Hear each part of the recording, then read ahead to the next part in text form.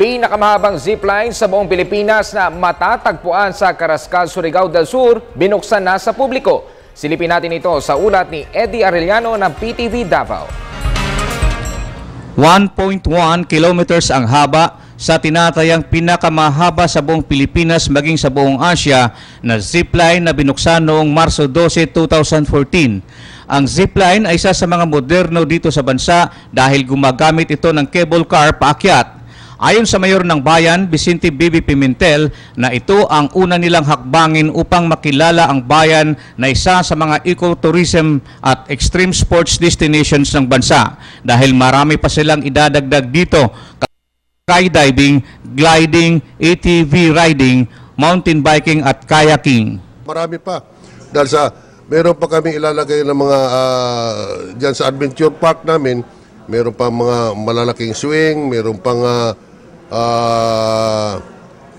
kayaking, merong... Dagdag pa ng mayor na ang development na ito ay pagpapatunay na pwedeng magsama ang ecotourism at mining. Ang Carrascal ay isa sa mga mining areas ng bansa dahil sa angking yaman nito na nickel. Tinatarget din ng bayan na maging ecotourism city.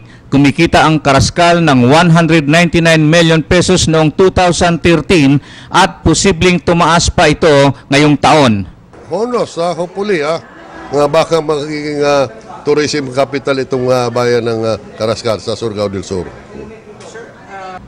Ayon naman sa gobernador ng Surigao del Sur na nadagdagan na naman ang tourist destinations ng lalawigan.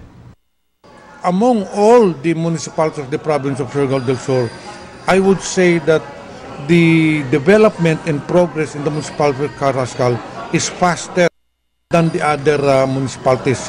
Ayon sa dalawang opisyal na isang bill ang ipapasa ng kongresista ng unang distrito, Philip Pichay, na naglalayong gawing lungsod ang bayan. Kung pumasa sa kongreso, ang Carrascal ang magiging pangatlong lungsod ng lalawigan kasunod ng Bislig at Tandag. Para sa telebisyon ng bayan kasama si Julius Masayon, Eddie Arellano.